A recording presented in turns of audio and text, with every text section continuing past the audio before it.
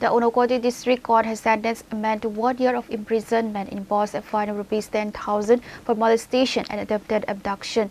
District Judge P. Kumar delivered the verdict after finding the accused, Father Raman, guilty. An additional 2-month jail term will apply if the fine is not paid. Public Prosecutor Sunil Bildev shared the details during a press conference on Wednesday afternoon.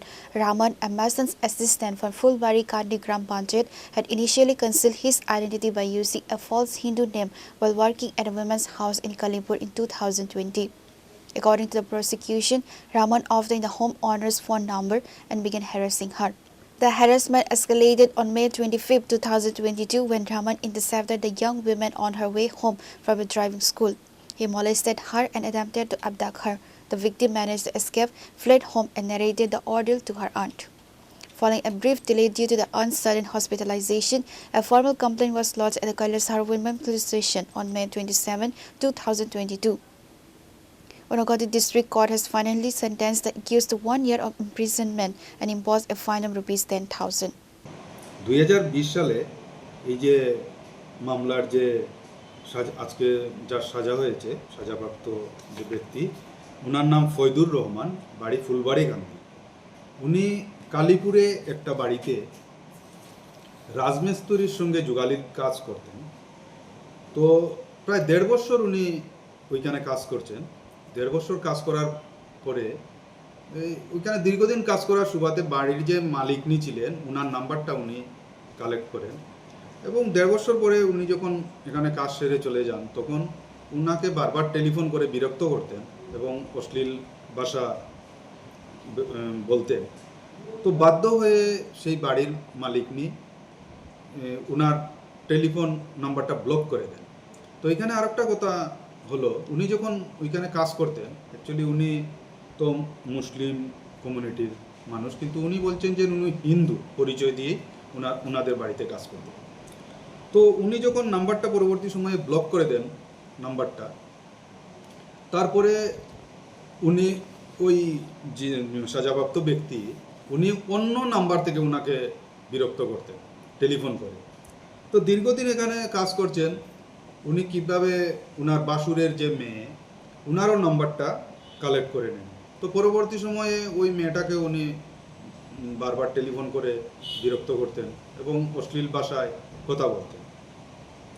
তো finally 25/5/2022 ইংরাজি তারিখে ওই যে বাসুরের যে মেয়ে উনি যখন driving school থেকে বিকালবেলা 4টার সময় ড্রাইভিং স্কুলের কাজ শেষ করে উনি চলে আসেন, উনি গাড়ির ড্রাইভিং শিখতেন। চলে আসার সময় ওই কালীপুরের রাস্তাতে ওই যে 21 পার্সন ফয়জুর রহমান উনি একটা বাইক নিয়ে গিয়ে ওনাকে রাস্তা আটক করেন এবং ওনাকে অশ্লীল ভাষায় কথা বলেন, বিভিন্ন কথা বলেন। তো মেয়েটা রাজি না হওয়াতে ওই হাতে ধরে টানা হেঁচড়াও করেন এবং বাইকে তোলার চেষ্টা করেন। তো এরপরে মেয়েটা এখান থেকে কোনো মতে ওরাত থেকে রক্ষা পেয়ে বাড়িতে চলে যায়, গিয়ে এভাবে জানানোর সঙ্গে ওনার যে কাকিমণি ছিলেন, যে আরেকজন ব্যক্তি যাকে উত্তক্ত করত, উনি অসুস্থ হয়ে যান, উনি হাসপাতালে ভর্তি করা হয় ওনাকে এবং 26/5/2022 ইংরাজি তারিখে উনি হাসপাতাল থেকে ডিসচার্জ হন। হয়ে 27/5/2022 ইংরাজি তারিখে উনি কৈলাসর ওমেন পিএসে মামলা দায়ের করেন, যে মামলাটার নম্বর হচ্ছে কৈলাসর ওমেন পিএস কেস নাম্বার 17/2022 এবং এই মামলার তদন্তকারী অফিসার ছিলেন মৌসুমী দেববর্মা। উনি 14/6/2022 ইংরাজি তারিখে এই ফয়দুর রহমানের বিরুদ্ধে মাননীয় আদালতে চার্জশিট দাখিল করেন এবং যখন চার্জশিট দাখিল করার পরে যখন ট্রায়াল শুরু হয় তখন এখানের মধ্যে মোট 4টা সেকশনে চার্জ হয়। 354D, সেকশন 354D, 366, 511 এবং 506 অফ আইপিসি। এবং এই মামলায় টোটাল 5 জন সাক্ষী দেন এর মধ্যে একজন ছিলেন সেই ভিকটিম কাম কমপ্লেনেন্ট, যিনি ওই কাকিমণি ছিলেন, এবং ওই আরেকজন যে ভিকটিম উনি, এবং একজন পুলিশ কনস্টেবল সাক্ষী দেন, আর একজন যিনি ওই দরখাস্ত অভিযোগ পত্রটা লিখছিলেন উনি সাক্ষী দেন, আর আইও। এই টোটাল 5 জন ওই মামলাতে সাক্ষী দেন। বাসুর কন্যা কি নাবালিকা ছিল? হ্যাঁ, বাসুর কন্যা না, নাবালিকার ছিল না। তো উনি মাননীয় আদালত,